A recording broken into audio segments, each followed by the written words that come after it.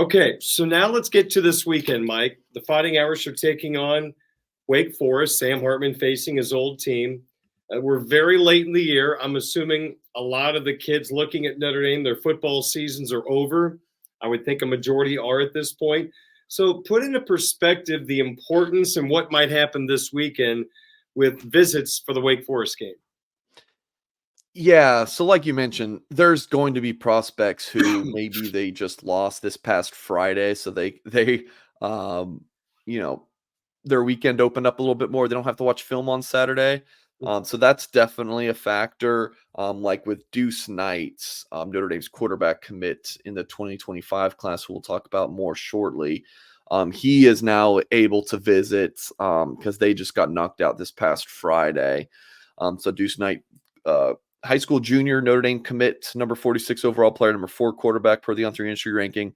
He tweeted Monday that he'll be at the game, and it's really good for him to be on campus.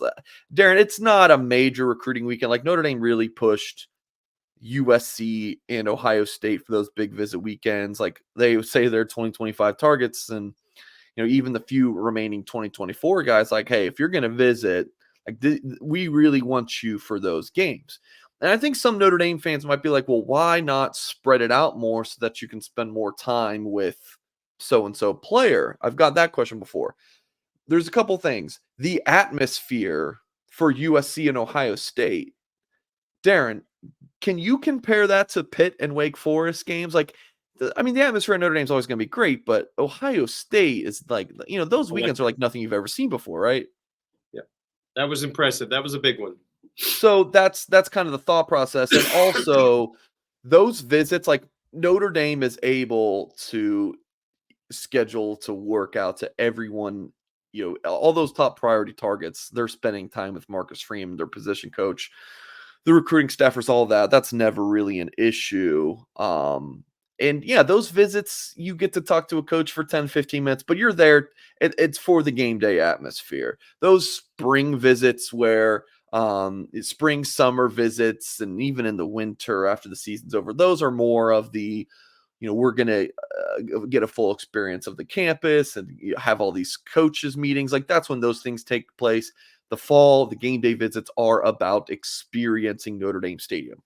So getting back on track to this weekend, you do have Deuce Knight. We'll have the full list, and confirm that throughout the week at blueandgold.com. So if you're wanting to know every single player coming in, we're not going to cover that in this interview, Darren, but just a few names. Kingston Viliamuasa from St. John Bosco, Bellflower, California, top 100 prospect in the 2024 class. He is committed to Notre Dame. Picked the Irish over USC, Ohio State, and others back in the summer. I think it's a good sign that he's now taking his third visit from Southern California out to Notre Dame. If there's any concern about him, I think it's really put to bed at this point. And not that there was any signs of like, oh, he's going to decommit, but Notre Dame going into these powerhouse programs in Southern California and landing some of these kids and holding on to them has proven to be difficult over the years. Think back to CJ Williams a couple years ago, committed to Notre Dame. He was a big-time receiver at a modern day, one of the best programs every year in the country. What happened? He didn't get to Notre Dame in the fall and then flipped to USC before signing day. The difference being follow those visits, guys. Kingston now visiting third time this fall. So I think Notre Dame looks really good to hold on to him. And Notre Dame has such big plans for him. And my Fighting Irish sources believe that there's a decent chance that he could start as a true freshman. A lot of turnover at the linebacker position for the Irish after this season. Kingston has a good chance to play a ton this upcoming season. And then last but not least is Ivan Taylor, who, Darren, we talk about just about every couple of weeks on this show. The son of Ike Taylor, a defensive back for the Pittsburgh Steelers for a decade. I believe he won 2 Super Bowls. His son is Ivan, public school in the Orlando, Florida area, West Orange High in Winter Garden. Big time safety, number 103 overall player, number 8 player at that position. Was just on campus for the Pitt game. A couple weeks later, he's going to be back for that Wake Forest game. And he told me after the Pitt game that Notre Dame was his number 1 school. And you don't see that a ton where a player just outright says, hey, this is my favorite school. They'll usually kind of play it coy. But he was like, yeah, Notre Dame's. Darren, I even asked Ivan Taylor, again, guys, this is a 4-star, big time prospect, great, NFL bloodlines. I was like, hey, where do you want to go for other visits after this Notre Dame one? He says, USC, I would like to see, maybe like to see Wisconsin. But really, I just want to get back to Notre Dame. And he certainly will be this weekend. So Ivan Taylor definitely looking like the headliner for this recruiting weekend. Mike Singer, Darren Pritchett with you, our Fighting Irish football recruiting update on the Blue and Gold YouTube channel and on WSBT Radio. You mentioned Deuce Knight a couple of moments ago, 2025 quarterback commit. Why don't you offer some thoughts, and I think you might have a video as well, to kind of offer perspective at Deuce's season down there? Yeah, so again, for folks watching on YouTube, you'll get to see these highlights. He's very exciting, and for Darren's radio audience, you'll just have to take our word for it. You could definitely find his highlights on his Huddle page. You could just Google Deuce Knight Huddle, and those junior highlights will pop up. So he posted his junior season's now over, so he posted his 8-minute highlight tape. And if I remember correctly, this is all from his time at George County in Lucedale, Mississippi. Because he started the year playing 3 games at Lipscomb Academy in Nashville. So he transferred from George County to Lipscomb over the summer, played in 3 games, completed 57 of 108 passes for 627 yards, 2 touchdowns, then also added 3 rushing scores, and then ended up transferring back to George County. Had to sit out a couple games just due to Mississippi transfer rules, and then in 7 games, 84 completions on 157 pass attempts, 1,420 yards, 15 touchdowns to just 2 picks, 64 carries, 340 yards, 8 touchdowns, and did have 4 fumbles lost. But Darren, it kind of looks effortless, and the competition is not bad at all. Remember that rant a few weeks ago, Darren, when I'm talking about high school competition. But I will say, he's playing against Division I players regularly. And I remember, when I went to go see him in early October, talking to him about kind of how he describes himself as a quarterback. He's like, listen, I'm just a quarterback who was gifted with this running ability. He truly is a guy where it's like, he can sit in the pocket and dice you up. And that's what he would like to do first, but he can run the football. He's impressive. Also during that visit, I talked to his high school coach on improvements that he's seen in Deuce from sophomore to junior season. And he said the biggest thing was the quickening up his release.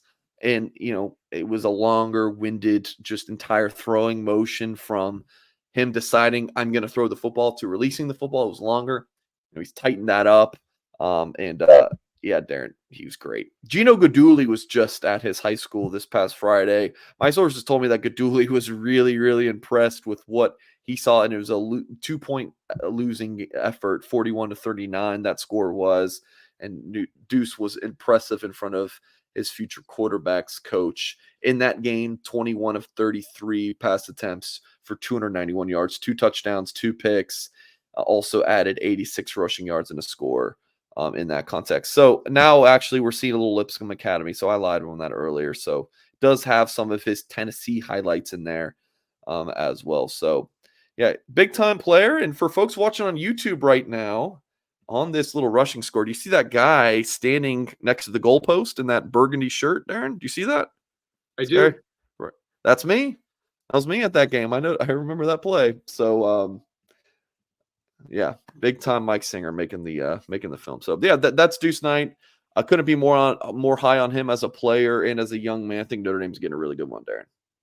I don't want time to fly by, but based on what we're expecting next year, with probably a quarterback being brought in from the portal to compete for the starting job, if not win it, when we get to 2025, Mike, it's going to be hopefully a wonderful competition if everybody stays. You think about the quarterbacks that could be on the roster. Mike, that's a situation where it's not a moment where people always say, well, if you don't have one quarterback or if you have two, you have none. Yeah. That's not the case with Notre Dame. If these kids develop the way we think, man, that competition is going to be special. The quarterback position, always fascinating at Notre Dame. What they do this upcoming season, yeah, like, do they take another Sam Hartman where it's like, hey, you're coming in to be the guy and we're just kind of going to go for it this year? Or do they bring in a depth piece, who could be the starter, could be the two? It's truly an open competition between Angeli and Minchie and this transfer and maybe even Carr, depending on how quickly he can get up to speed as a true freshman. Because, yeah, I would like that. And then when you go to 2025, it's truly wide open. It's anybody at that point. And this whole forced scholarship quarterbacks thing, while I do think Marcus Freeman is kind of using that as an excuse to really just improve the room overall, I do like it. And I think that they will stick at 4. I don't think Minchie or Angeli would leave. Minchie wouldn't make sense. He's just going into his sophomore year. Usually it's fine. Right. You're not expecting. And Jelly would be the one to keep an eye on. I've always said this. When it's your junior year, you're starting or you're gone. That's just how it goes. I do think Angeli might stay, though, because I think that he loves Notre Dame. And even if you sit in your junior season, he redshirted as a freshman. He can still have 2 years to start at Notre Dame for 4th and 5th year. Yeah, to be something interesting to kind of keep an eye on, Darren. Marcus Freeman knows how to give the media content. I don't know if he's doing it on purpose, but he's doing it. We have so much to talk about this offseason with the quarterback position. And yeah, I appreciate him giving us content of announcing publicly that, hey, we're going to take a transfer quarterback. Who wants in, basically? I'm fascinated, my friend.